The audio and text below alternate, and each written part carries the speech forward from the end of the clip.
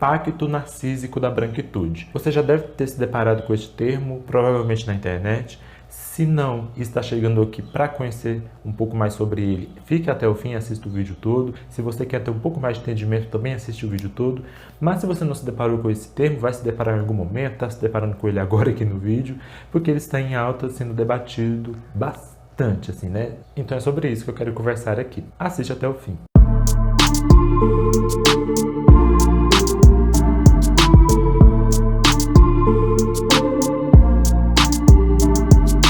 Olá, gente! Bem-vindos a esse canal que é o Adodi. Hoje eu quero falar sobre este conceito, essa expressão que é Pacto Narcísico da Branquitude, do que ela se trata, de onde vem, como interpretá-la. Então assiste esse vídeo porque é um tema importante. E se você está chegando aqui por causa desse tema, eu te peço para conhecer o canal como um todo, para saber do que eu falo aqui. Falo de questões diversas, assim, e vai que você se interessa. E se esse vídeo for positivo para você, se inscreva, porque essa inscrição é importante. Comenta durante o vídeo qualquer dúvida, qualquer acréscimo à discussão, qualquer sugestão para o canal e deixa like também para que este canal e este vídeo também chegue o mais longe possível e a plataforma entenda que ele merece ser distribuído. Compartilha com quem possa se interessar por essa discussão também. Sou a Dodi, se não me conhece, vai me seguir nas redes sociais, vai saber quem é essa pessoa que está falando contigo, o que eu tenho a oferecer lá nas redes, porque tem coisas para lá também. Bem, sem enrolação, porque eu quero que seja um bom vídeo, vamos falar de Pacto Narcísico da Branquitude e o que isso significa. E já de cara,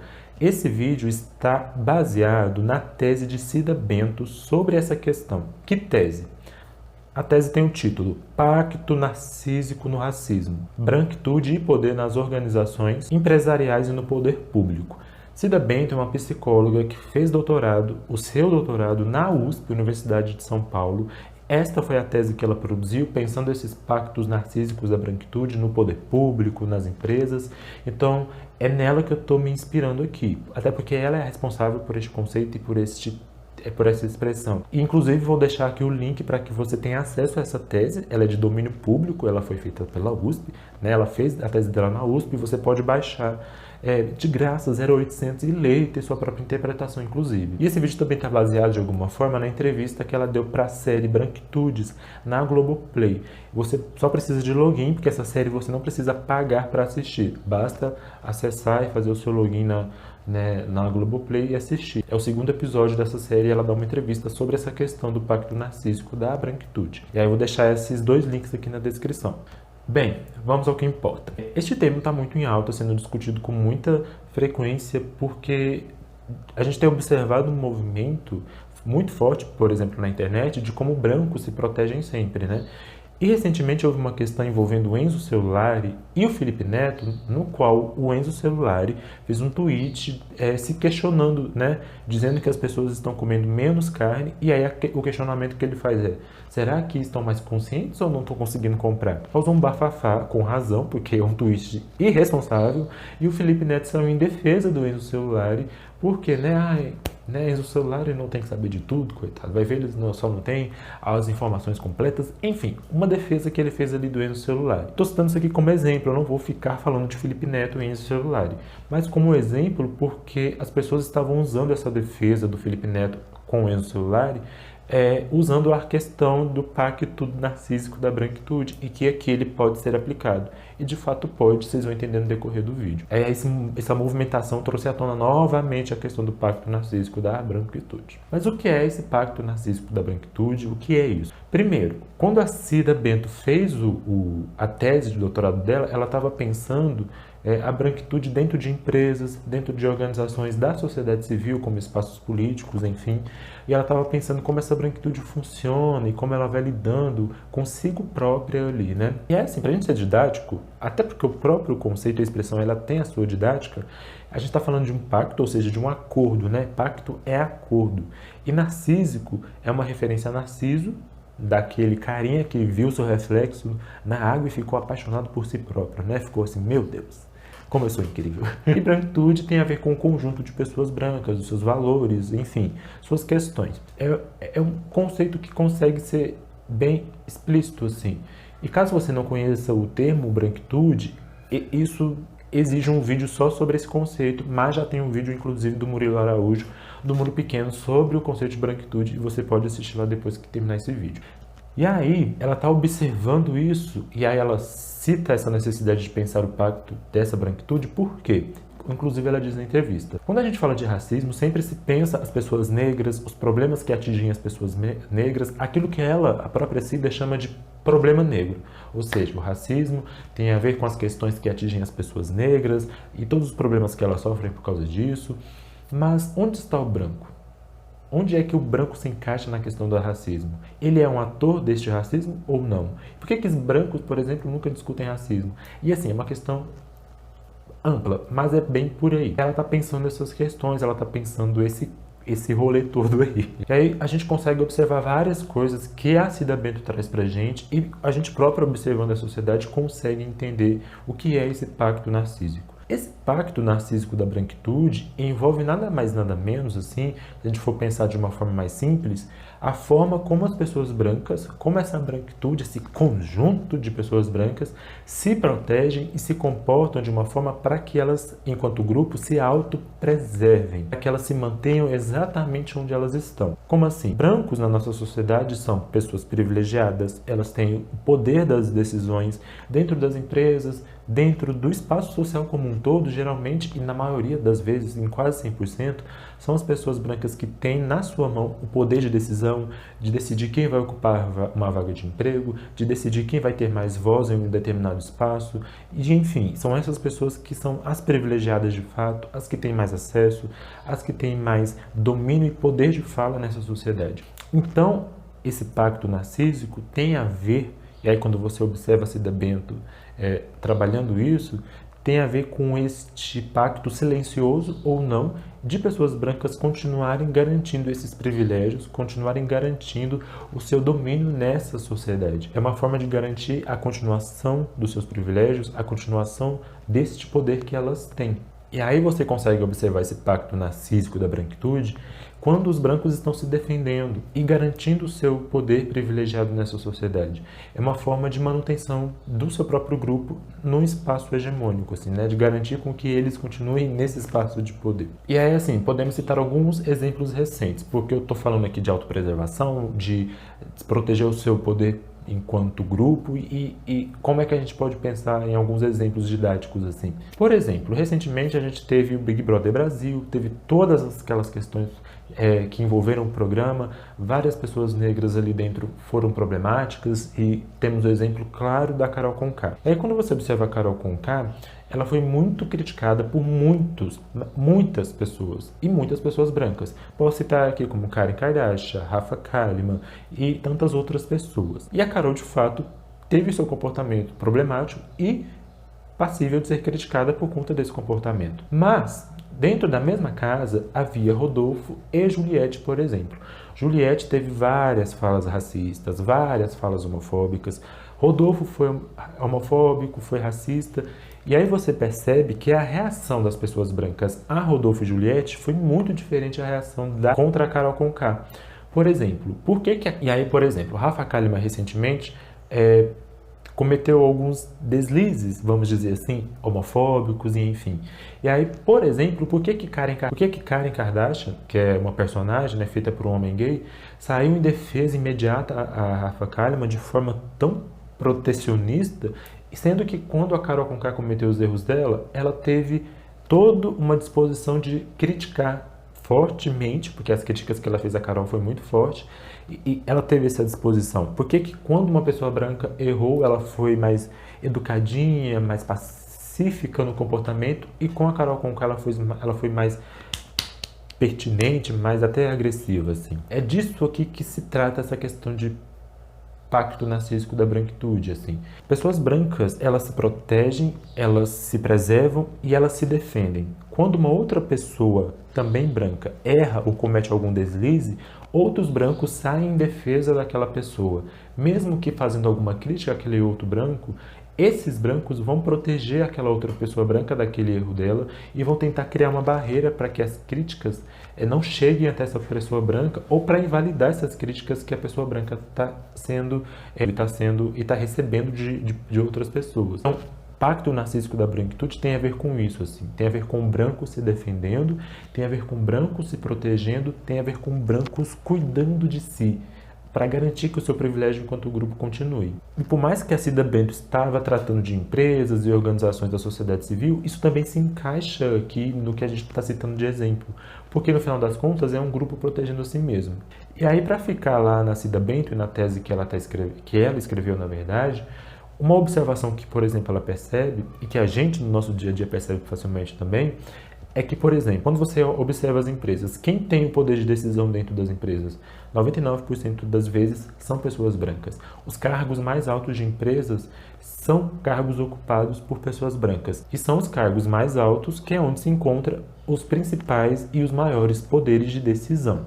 E aí pensa aqui comigo. A Cida Bento observa que dentro dessas empresas há um movimento desses brancos que têm esses poderes de decisão definirem sempre quem pode ou quem merece entrar mais naquela empresa.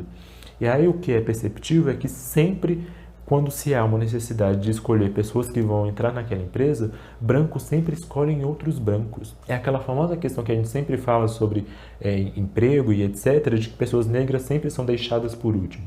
E aí as pessoas brancas que estão dentro daquela empresa sempre vão recrutando primeiro pessoas brancas.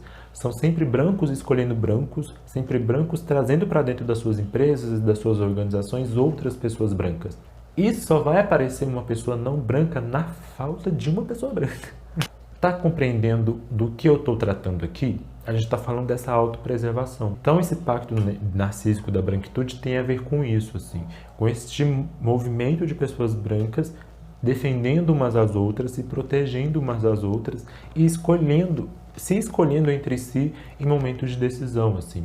E escolhendo quem merece ou não estar em determinado espaço, quem merece ou não ter a sua voz ouvida, e aí é o movimento de brancos escolhendo brancos. E aí é importante lembrar que esse pacto, e a própria Cida Bento fala isso, ele não é um pacto de brancos de esquerda ou de direita, pensando aqui politicamente. Ele é um pacto de pessoas brancas. E onde houver pessoas brancas, o pacto da branquitude vai existir. A própria Cida Bento cita um exemplo de lá de 2002, de uma organização política de esquerda que começa a discutir ali dentro de si própria uma abertura para que mais dirigentes negros entrem para aquela organização de esquerda. Aí, em um determinado momento, há uma reunião só entre os dirigentes, todos brancos, e aí um dos dirigentes coloca em questão a seguinte coisa, e ela fala isso na entrevista dela, que vai estar no link. O que o dirigente diz? Gente, vocês entenderam que se colocarmos mais pessoas negras aqui, vai diminuir o número de brancos, né? E é exatamente essa fala que esse dirigente dessa organização diz. E de uma organização de esquerda. E aí consegue ir desenhando esse pacto narcísico da branquitude. É sobre essa questão, né, de brancos irem protegendo a sua permanência nos espaços de poder, a sua permanência nos privilégios e defendendo uns aos outros para que essa posição privilegiada permaneça intacta no final das contas. E esse pacto pode ser consciente ou inconsciente. Consciente, como foi aqui no caso dessa organização, dessa reunião de dirigentes, dessa organização de esquerda, ou de uma forma mais inconsciente, por exemplo, quando você está quando uma pessoa branca está defendendo outra de críticas que ela está recebendo, e aí essa pessoa branca que está defendendo essa outra pessoa branca, às vezes nem percebe que ela só está fazendo isso, essa defesa mais pacífica, porque o outro é branco. E aí, quando pessoas negras erram, ela vai fazer uma crítica pesada contra os erros daquela pessoa negra ou indígena, enfim. E aí, dentro desse pacto narcísico da branquitude, tem uma outra questão, que é de como brancos se colocam ou não se colocam na discussão de racismo. Faz parte disso, né, do que eu estou falando aqui. O branco não se discute enquanto raça, né? O branco não se discute enquanto um grupo racial. Ele se entende como um grupo padrão, como aquilo que é normal da sociedade. Então ele não tem nenhum peso sobre o racismo, ele não tem nenhum peso sobre... ele não tem nenhum peso sobre o racismo, o grupo dele não é responsável pelas questões de racismo, então ele não precisa pensar a sua existência, ele não precisa pensar a sua branquitude, e aí por não se ver como grupo racial, ele não consegue perceber como ele faz parte desse sistema racista.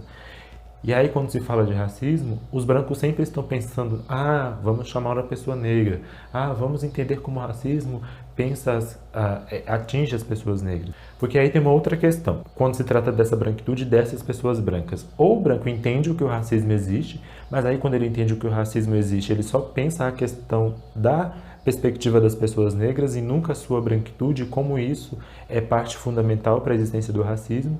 Ou o branco nega o racismo e não discute porque racismo não existe, né? Aí tem essa questão também. E aí, de alguma forma, isso faz parte desse pacto da branquitude, desse pacto narcísico da branquitude, porque mesmo que esse branco saiba da existência de racismo, mas não se perceba enquanto branco, está se causando aqui uma movimentação onde os brancos não se colocam como responsáveis pelo racismo. E aí, até aquele branco mais desconstruído, que entende a existência do racismo, mas não percebe como seu grupo faz parte desse sistema, continua se perpetuando essa ideia de que brancos não precisam discutir a sua existência dentro desse racismo. E aí você tem um movimento não só de pacto narcísico da branquitude, mas como também de supremacia branca, que é os brancos se mantendo aqui intactos, independente se ele entende a existência ou não do racismo. Só que discutir racismo sem pensar a branquitude, e principalmente os brancos observarem o racismo sem perceber como eles se encaixam nesse sistema, é manter a supremacia branca e é manter esses brancos numa situação privilegiada, intacta de privilégio. Porque brancos precisam começar a compreender que a sua existência enquanto grupo social privilegiado só é possível porque outros grupos estão sendo massacrados, vítimas de genocídio, marginalizados. E aí temos os grupos negros, né? As pessoas negras e as pessoas indígenas. E aí essa supremacia branca e esse pacto narcísico da branquitude, ele só vai ser colocado em xeque, parte dele só vai ser colocado em xeque quando os brancos entenderem que eles são atores no racismo, que são um grupo que fazem parte dessa discussão de racismo e que precisam se entender enquanto raça, enquanto um grupo racial. Porque este racismo que a gente conhece na nossa sociedade, da forma como ele existe hoje, é um racismo no qual um grupo específico é privilegiado para que os outros não sejam. E este grupo é o grupo branco. Então, discutir racismo é necessário também discutir branquitude, discutir privilégios da branquitude e como os brancos se posicionam dentro desse sistema. E quando os brancos não discutem a sua raça e a sua existência enquanto um grupo racial, é perpetuar essa supremacia branca e é perpetuar esse pacto narcísico da branquitude. Porque, de alguma forma, mesmo o branco sabendo que o racismo existe, quando ele não discute o seu grupo enquanto raça, não está se discutindo os seus privilégios, não está se discutindo a sua posição privilegiada nessa sociedade, entendeu? Então, o pacto narcísico da branquitude é muito isso aqui que eu estou tentando desenhar. É um grupo o tempo todo se movimentando para se proteger, para proteger sua existência enquanto grupo racial, para proteger os seus privilégios, para proteger um ao outro ali, né? Para garantir que se continue sendo esse grupo privilegiado nessa sociedade. E aí você percebe que essa branquitude tem medo da ascensão negra, tem medo de quando um negro se ascende socialmente. E você percebe comportamentos, por exemplo, que quando uma pessoa negra está em uma posição de destaque, as pessoas brancas e esse grupo racial que é a branquitude já começa a reagir contra essa pessoa negra de várias formas, achando que essa pessoa negra é metida, que ela é arrogante, que ela é não sei o que, não sei o que. Então, são formas e formas de se expressar esse pacto narcísico da branquitude, porque uma coisa que a Cida diz, que eu acho que pode resumir isso aqui no final das contas, é que o branco entende que o lugar de destaque é dele, e que não é por conta da sua existência enquanto grupo racial privilegiado, mas ele acha que o lugar de destaque é dele por mérito. E aí isso torna a discussão racial muito mais complicada, porque o branco ele realmente acha que ele está em uma posição de privilégio por mérito, e não é por mérito, é por privilégio racial construído por causa de uma desigualdade, por causa de um sistema que é racista e por causa de um sistema racista que privilegia essa branquitude. E esse lugar de destaque é que o branco está tentando proteger inconscientemente ou conscientemente, Por isso que você vê brancos protegendo um ao outro quando tem treta na internet. Por isso que você vê as pessoas brancas sendo as primeiras a serem escolhidas para ocupar vagas de emprego, para serem representadas de forma positiva na TV e na mídia como um todo. Então, é esse movimento de proteção e de garantia de privilégios que a branquitude está fazendo o tempo todo, assim. Então, por isso que a gente, por exemplo, observa que brancos, quando vão criticar negros, pesam a mão com muito mais força do que quando vão criticar brancos. Quando vai fazer uma crítica a branco, geralmente já é uma crítica defendendo aquela pessoa, que foi, por exemplo, o que a Karen Kardashian fez com a Rafa Kalimann, ou que o Felipe Neto fez com o Enzo Celulari. Mas quando o alvo da crítica é a pessoa negra, o peso da crítica é muito maior, o peso que se dá na mão para aquela crítica é muito maior, que é o caso da Karen Kardashian com a Carol Conká, por exemplo, e tantos outros casos. Então, assim, para começar a finalizar esse vídeo, se você não entendeu, comente aqui o que as suas dúvidas e sobre o que eu tratei aqui. Mas Pacto Narcísico da Branquitude é isso, assim, é esse movimento de autopreservação, de brancos se protegendo, garantindo os espaços de poder somente a eles, garantindo privilégios somente a eles, e em qualquer ameaça de ascensão de outro grupo racial, reprimir este grupo para que a sua brancura continue sendo privilegiada. Seja em atos pequenos, como esse ato de Felipe Neto proteger o Enzo Celulari, ou em atos maiores, como em espaços políticos, em espaços empresariais, seja o que for. E é esse o pacto da branquitude, é um pacto de se defender, se proteger e garantir os espaços de destaque apenas para si, para com que a sua brancura continue sendo privilegiada a custo da marginalização dos outros grupos, assim. Então é esse pacto de brancos protegendo uns aos outros, desse branco ver o seu outro semelhante, ou seja, outra pessoa branca, como merecedora de um espaço de destaque, só por ser branca. É este o pacto da branquitude. Branco protegendo ao outro branco, um branco ajudando o outro branco, independente da qualificação ou não dele. E sendo muito mais pacífico quando vai corrigir este branco. Tantas outras formas de proteção, assim. Mas branco se protegendo, branco se ajudando, de uma forma narcísica, assim, para garantir que esse grupo seja privilegiado sempre. E esse pacto é um pacto racista, é um pacto no qual se visa garantir essa supremacia branca, se visa garantir com que esses brancos continuem tendo poder nessa sociedade. É um pacto para garantir com que grupos indígenas e pessoas negras não consigam ascender socialmente, ou não consigam ocupar lugares de destaque e não consigam ocupar espaços de decisão. É um pacto racista entre brancos para que eles continuem sendo os privilegiados. E é muito sobre isso. E tá tudo errado. Se você compreendeu, deixe seu comentário. Se não, deixa sua dúvida, mas por favor, compartilhe esse vídeo para ele chegar mais longe. Vai ler a tese da Cida Bento, porque ela não é grande, tem mais de 100 páginas? Tem, mas a leitura é muito boa. Então vai ler a obra dela, vai ver a entrevista dela, porque ela é muito didática e é muito isso que eu queria trazer aqui. Mas se tiver ficado confuso, comente que a gente conversa nos comentários. É isso, se inscreve nesse canal, deixa o seu like, compartilha, vai lá nas redes sociais me seguir e até o próximo vídeo, meus amores. Beijos!